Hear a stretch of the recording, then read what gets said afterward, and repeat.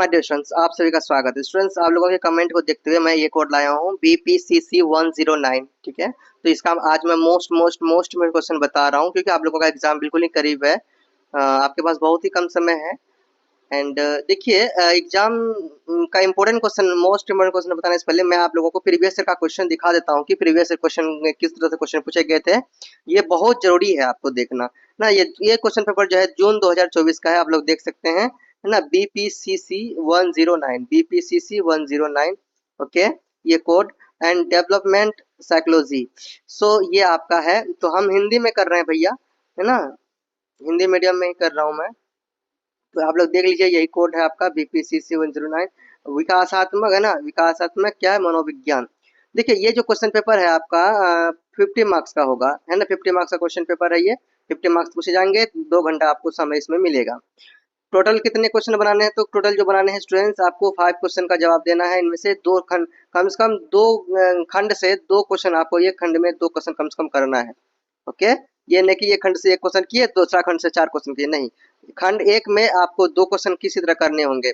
तो देखिए, क्वेश्चन किस प्रकार पूछा गया था, आप लोग देख लीजिए। खंड 1 में जो पूछा है, मानव विकास में जीवन पर्यंत एंड दृष्टिकोण की मुख्य विशेषताओं की व्याख्या कीजिए। क्वेश्चन नंबर 1 पूछा गया। क्वेश्चन नंबर 2 देखिए क्या है, 10 मार्क्स का है ये। क्वेश्चन नंबर 2 है, प्रासंगिक उदाहरणों की सहायता से मानव विकास के हैविगस्टर्ग, है ना, हैविगहॉर्स्ट के विकासात्मक कार्य सिद्धांत पर चर्चा कीजिए। तो इसमें भी आपको 10 मार्क्स मिला है।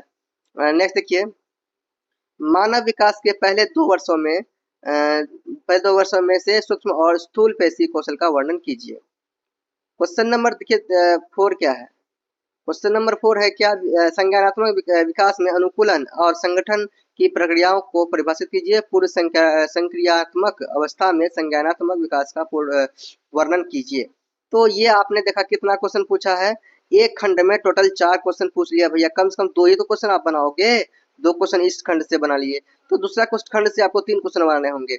तो खंड 2 ये है आपका। खंड 2 में देखिए 5 नंबर क्वेश्चन है कि बोल्बी और एन्सवर्थ द्वारा दिए गए आसक्ति, है ना, आसक्ति सिद्धांतों का आलोचनात्मक मूल्यांकन कीजिए। इसमें भी 10 मार्क्स हैं आपके। एंड आपका नेक्स्ट 6 नंबर है, एरिक्शन एरिक्सन की पहचान की अवधारणा को स्पष्ट कीजिए। और नेक्स्ट है आपका 7 नंबर, भारतीय संदर्भ में मानव विकास पर सामाजिक संरचना के प्रभाव की प्रासंगिक उदाहरण की सहायता से व्याख्या कीजिए। और इसमें से देखिए लास्ट क्वेश्चन आपका है, बौद्धिक दिव्यांगता को परिभाषित कीजिए, इसके वर्गीकरण और कारकों पर चर्चा कीजिए। इस तरह से ये आपका 10 जो कि प्रीवियस ईयर क्वेश्चन है। अब मैं आपको जो दिखा रहा हूँ वो दिखा रहा हूँ मोस्ट इंपोर्टेंट क्वेश्चन। तो बहुत जरूरी है देखना, इसको जल्दी देख लीजिए, इसको समझ लीजिए, है ना। बहुत सारे यूट्यूब चैनल में आपके वीडियोस अवेलेबल है। एंड आपको कोई भी डाउट होता है इनसे रिलेटेड कि सर कैसा वीडियो देखूं, कौन सा चूज करूं, तो आप इंस्टाग्राम में मुझे मैसेज कीजिए, क्योंकि मैं हर स्टूडेंट्स का मैं हेल्प कर रहा हूँ, वहाँ पे समझा रहा हूँ, मुझसे बात कीजिए, है ना। कोई भी डाउट हो तो मुझसे पूछिए, टेलीग्राम में और इंस्टा में, है ना। और क्या कहते हैं, व्हाट्सएप में भी पूछ सकते हैं। एंड कमेंट कीजिए अगर कोई भी डाउट हो। ओके स्टूडेंट्स, चलिए मिलते हैं नेक्स्ट वीडियो में। अब हम लोग सबसे पहले मोस्ट इंपोर्टेंट क्वेश्चन कर लेते हैं। चलिए फ्रेंड्स, यहाँ पर देखिए, यहाँ पे देखिए आप, ये जो है कि हमारा कोड है BPCC 109, विकासात्मक मनोविज्ञान, है ना। मोस्ट इंपोर्टेंट क्वेश्चन मैं आप लोगों को लाया हूँ, जो बहुत ही जरूरी एग्जाम के लिए। अगर आप जून में एग्जाम दे रहे हैं या दिसंबर में दे रहे हैं, दोनों के लिए एग्जाम 2025 में, दोनों के लिए आपके लिए क्या है भैया, मोस्ट इंपोर्टेंट क्वेश्चन है। जून में हो या दिसंबर में, दोनों के लिए मोस्ट इंपोर्टेंट क्वेश्चन है। चलिए अब देखिए क्वेश्चन नंबर 1 क्या है, most important question. Question number 1 है आपका, वृद्धि एवं विकास में अंतर स्पष्ट कीजिए। वृद्धि और विकास में अंतर स्पष्ट कीजिए। विकासात्मक मनोविज्ञान में मुद्दों की चर्चा कीजिए। क्वेश्चन नंबर 2 देखिए, इंपोर्टेंट क्वेश्चन आपका। क्वेश्चन नंबर 2 है, मानव विकास में एरिक्सन के मनोसामाजिक सिद्धांत का वर्णन, है ना।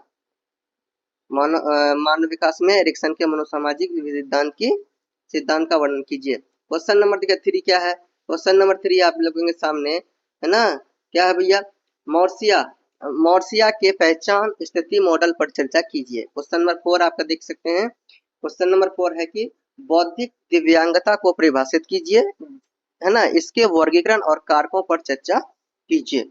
क्वेश्चन नंबर 5 देखिए। क्वेश्चन नंबर 5 है आपका, मानव विकास के जैव पारिस्थितिक मॉडल की व्याख्या कीजिए।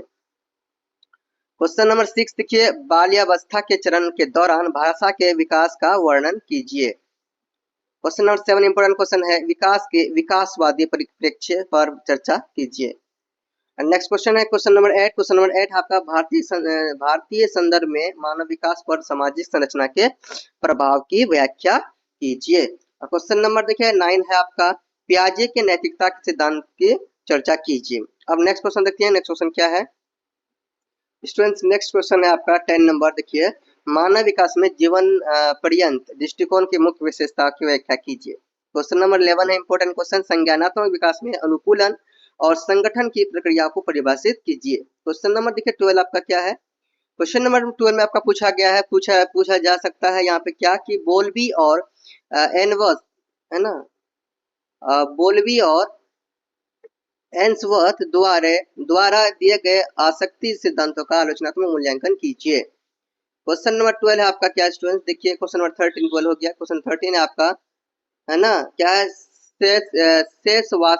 शेषवावस्था में गहनता और वस्तु प्रत्यक्षीकरण के विकास को स्पष्ट कीजिए। क्वेश्चन नंबर देखिए 14 आपका क्या पूछा है, क्वेश्चन नंबर 14 है आपका, भाषा विकास के विभिन्न सिद्धांतों का आलोचनात्मक मूल्यांकन कीजिए।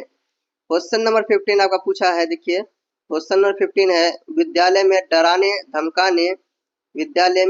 धमकाने और उत्पीड़न पर चर्चा कीजिए। विद्यालय में बच्चों पर डराने धमकाने के प्रभाव का वर्णन कीजिए। देखिए यही आपका मोस्ट इम्पोर्टेंट क्वेश्चन था, इतना ही 15 बहुत ही मोस्ट इम्पोर्टेंट क्वेश्चन है। आप लोग क्या कीजिए, इनका जल्दी से प्रिपरेशन कीजिए और देखिए इसके बाद आपको क्या करना है, बुक का रिवीजन कर लेना है।